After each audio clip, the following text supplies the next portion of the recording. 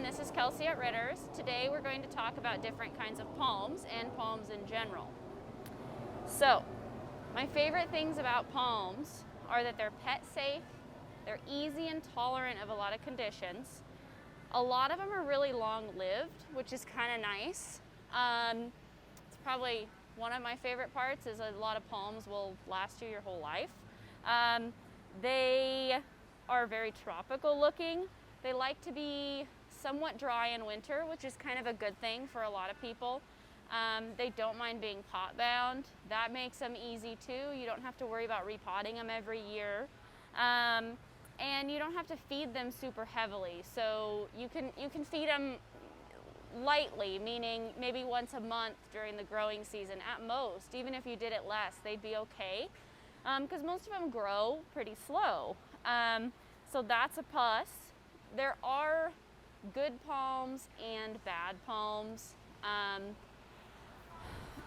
I'll kind of talk about that a little bit more as I go through all the different kinds that we carry, ones that I recommend over others. I think the only thing that really comes to mind when I say bad palm is the Majesty palm. Sometimes people call it a queen palm. I'm not the biggest fan of that palm. Simply because it's really short-lived. They don't make it longer than 6 months to a year, and people often are like, oh, it's my fault, I did it, but they're just not a very long-lived palm. We don't typically carry that one here unless somebody were to specifically want it because of that reason. I don't really like plants that are like that. That's not the reason you get a house plant, to only have it for 6 months. So let's get into the different kinds. Bamboo palm is probably the most common. It's also known as parlor palm or Safritzi palm.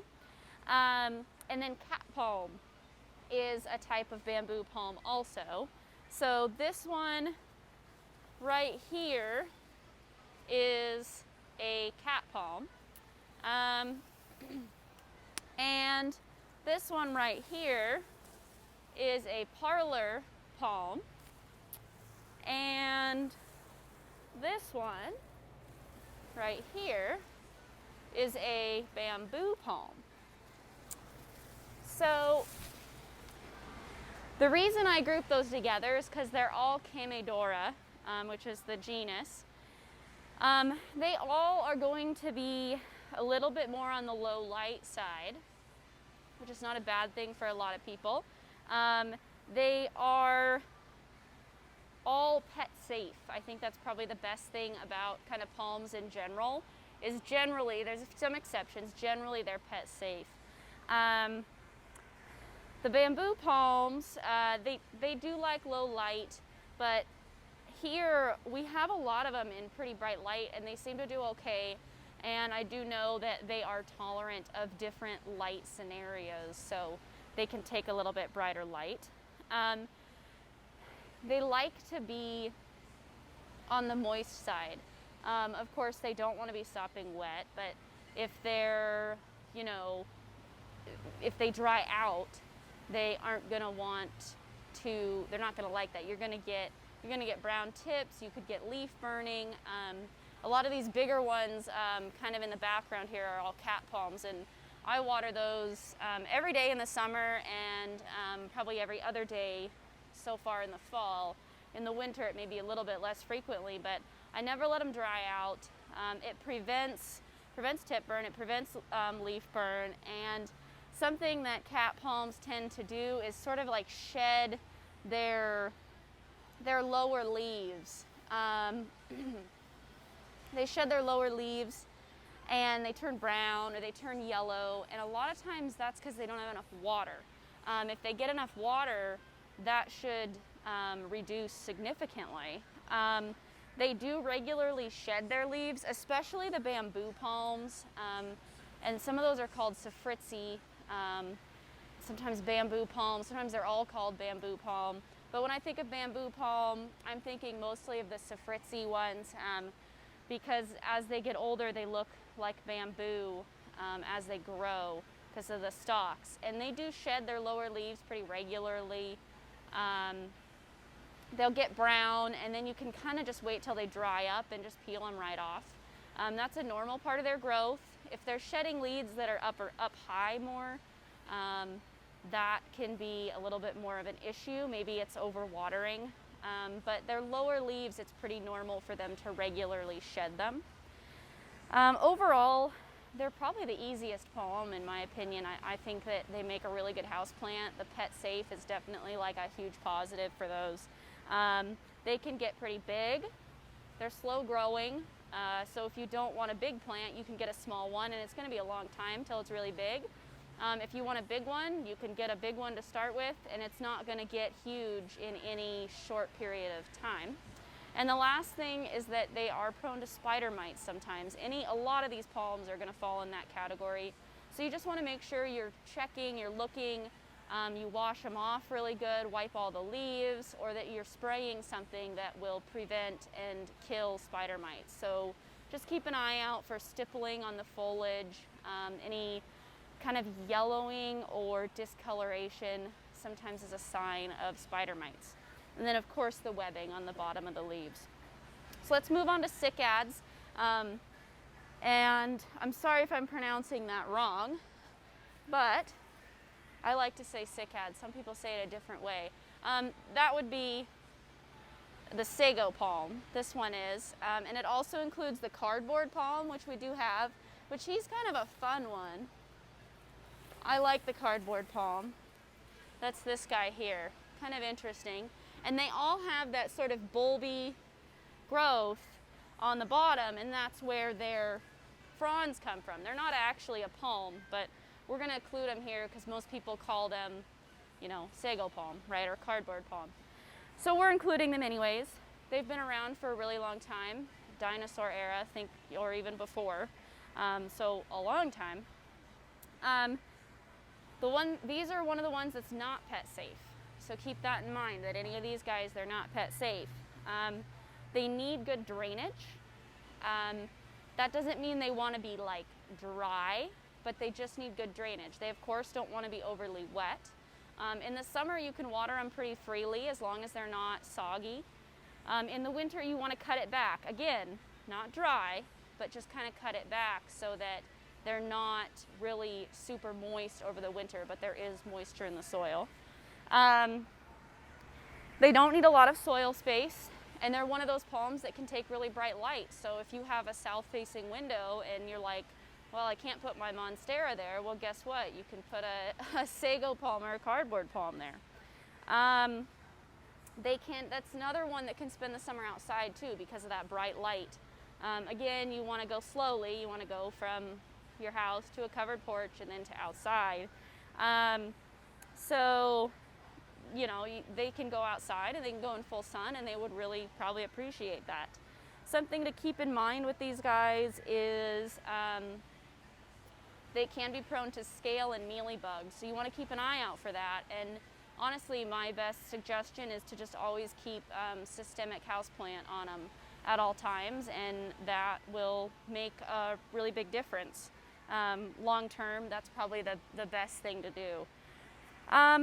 Let's move on to the windmill palm. And actually, I did not grab one of those, but luckily I'm here in our palm aisle and it's right here. So this is a windmill palm. It's pretty big. There's a really big giant one to my left here. They're actually hardy to zone 7, which is kind of neat. We have an employee here that has a couple of them in his yard, and he just does some special things over the winter with them. But you can keep them in your yard if you do those things over the winter. They'll make it. They live in places, coastal Oregon. You can find them planted in people's yards. They like bright light. These are another one that's pet safe. They are a palm that likes to be on the dry side, and they're also a palm that likes to spend the summer outside. Although they like bright light, they are tolerant of lower light as well, which is kind of nice. So it will do fine as a houseplant near a south or west facing window. Even a little bit away from the window is fine. These are another one, spider mites. So just keep an eye out. Most of the palms are in that category, but Don't let it scare you. It's an easy fix. It's easy to watch for, and it's easy to get rid of it if you end up having a problem. Since it's one that can go outside in the summer, you're going to want to spray it before you bring it back in. We talked about that last month. They can get pretty big. The one next to me, it is probably like 5 feet tall already, and the ones in Michael's yard are just about as tall as his house. So they can get really big. Of course, those ones are outside, so they're growing quicker. So just know that when you get one that, you know, years later, it can get a little bit bigger. Again, they don't grow super fast. None of the palms really do. Okay, let's move on to Areca palm. Areca palm, I think, again, with the bamboo palms, one of the easiest ones. Low light, moist but not wet. It'll tolerate dryness. I wouldn't say that it tolerates wet soil, so I would always sort of err on the side of dryness. But it will do just fine if it gets a little bit too dry. They don't seem to have any qualms. This one right here is an Areca palm. And I'm sure a lot of these look very similar on the camera, but feel free to do some Googling or come in and check them out. I love palms. Palms are very beautiful, and I just like them, pet safe and easy. Again, you're looking at spider mites on Areca palms, so keep an eye out. And I'm going to say it again, don't let it scare you. It's easy to fix, easy to prevent, and it's not a big deal. And it's pretty much, spider mites are mostly a product of our dry environment, just because of where we're at. Spokane's dry, and so, you know, if you're on the coast, it might not be as much of a concern, but here in Spokane, we kind of have to worry about that on a lot of our plants. So it's important to know what to do and what to look for, and if you can do that, then you should never have any serious problems. Arecas are another one that's pet safe. They're just really easy. I like Areca palms, and they grow in kind of the forest understory where they're from, so they're very tolerant of low light. I wouldn't ever put them in any direct sun. Kind of like the bamboo palms, they're going to have to be adjusted to that direct sun, and I've found that it's really hard to get Areca palms to adjust to really bright sun, a little bit harder than with the cat palms. So just keep that in mind, that they're a little bit lower light. Let's move on to the Rhapis palm, and I didn't grab one of those actually, but look up lady palm. This is the best palm by far. Easy. It can take almost no light. It can take relatively bright light. This is another one where it cannot take any direct, you know, like a south or west facing window might be a little bright. You want to take it back and put it a little bit ways away from that window. It's just easy. It grows really slow. It's beautiful. I love it. I'm gonna go grab it.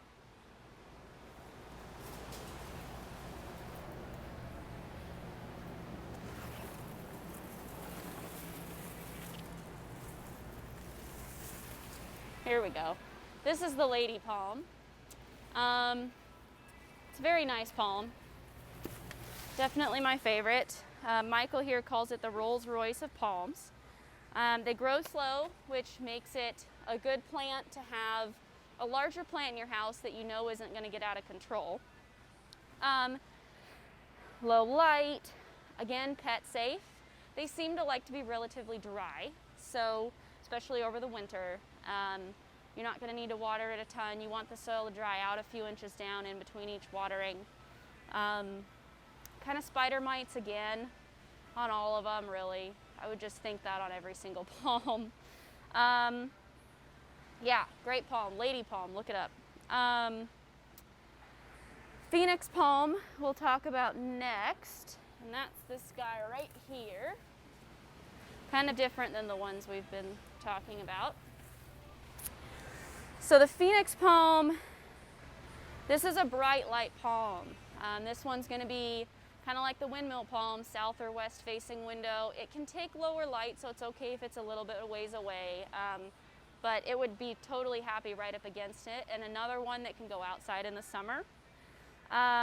It does not like to be overly wet, especially in winter, so keep that in mind. Pet safe.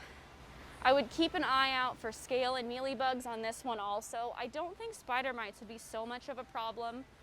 You probably could have that problem, but I don't think that would be a huge concern for this one. But I would keep an eye out for scale and mealybugs. Maybe keep that houseplant systemic on it. Okay, let's move on to fishtail palm. Fishtail palm's like cool. I like this one too. I'm saying that about every palm. This is the fishtail palm. So probably can't really see much but a wall of green. We've got pretty big ones here. Fishtail palm is a medium difficulty. It's going to be a little bit harder. They need a lot of water. If they dry out, all their little, I guess fronds or stems tend to sort of fall away, and you don't want that. It can kind of permanently make it a little bit whiter than you would prefer. Again, spider mites, we're there again, as usual. This one's gonna like a little bit more humidity. This one isn't pet safe. So just so you know, fishtail palm, not pet safe, but there is nothing more beautiful than those fishtail fronds. I love it, it's so cool. This is another one that's a bright light palm. So you have a south facing or west facing window. What plant do you put there? A fishtail palm. It can take lower light too, so you can put it a little away from the window. You could put it in an east facing window. It'll be okay. Just make sure you keep it watered. Over the winter, cut back, but you never want the soil to dry out. Okay, so triangle palm. That's this really big one right here. There's no way I could ever get it in the frame. It's probably seven feet tall. And the trunk is this really cool triangular shape. And it's got like black sort of hair on it. It's interesting. There wasn't a ton of information on whether this one is pet safe. But there's another plant in its genus that they say is pet safe. So Dipsis is the genus. So I believe it's pet safe, but I guess double check that. I couldn't find any definitive information on it. It gets big. So this is for those people that have tall ceilings or greenhouses, sunrooms. It gets big, and believe it or not, it flowers. I haven't ever personally seen the flowers, but supposedly they're really beautiful. And they make a fruit that isn't edible, of course. It wants bright sun, so this is one for, again, a sunroom, a greenhouse, big windows, south or west facing. It does tolerate some shade, but I'm thinking this is going to be one that's going to really like bright light. You're going to want to water it all the way through till it drips out, and then let it dry out in between each watering. Not completely, but most of the way. And this one, it likes good drainage also. It's kind of like the Cycads we talked about. And cicad is spelled C-Y-C-A-D-S, in case you want to look it up. I know it's probably kind of hard to tell what I'm saying.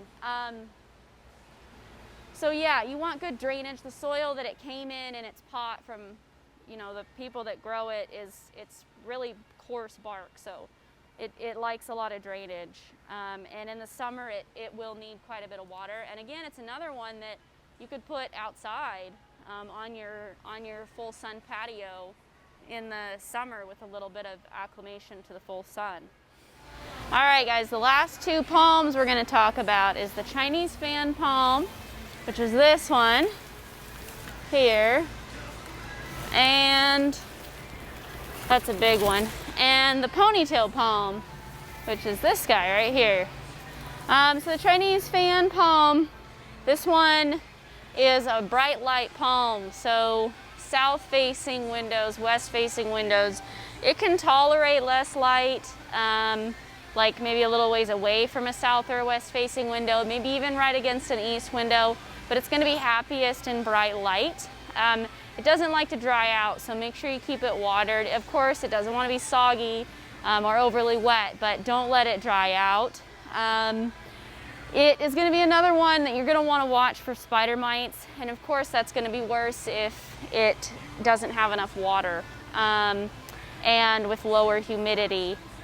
You're going to want to put it outside in the summer if you can. If not, that's fine, but it would like a little bit of a vacation outside.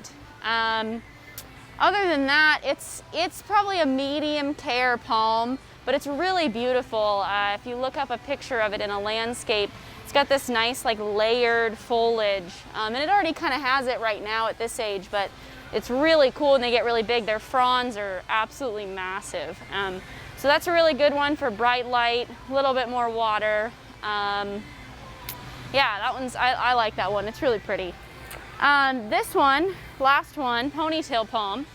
This Ponytail palms are going to be another bright light, but this one's not going to want direct light. So sort of bright, indirect will be kind of its favorite spot. It can tolerate low light, but it's going to look best in bright light. And it's going to like to be on the dry side, especially in the winter. You'll want to keep that one a little bit drier, and even in the summer you still want it to dry out quite a bit in between waterings. This one is pet safe. The Ponytail palm is pet safe. The Chinese fan palm, I got sort of mixed messages about that when I was doing some research to see if that one was pet safe or not. They said it was safe for humans to eat. I don't know exactly why you would eat it, but I guess if it's safe for humans, it might be safe for pets, but again, I'm not sure, and I couldn't find anything definitive. So that's the Ponytail and the Chinese fan palm. And palms as a whole, just as a recap, they're easy. Most of them are pet safe with a few exceptions. Most of them, with a few exceptions, like to be a little bit on the drier side, so that's good for people. They don't require a lot of fertilizer, and they don't require a lot of repotting either. And they're probably one of the most tropical looking houseplants in my opinion. When I see a palm, I picture myself out on the beach, you know, hanging out in the sun. So that's another reason I like palms, is just for the environment they create. So yeah, that's palms. Thank you everyone.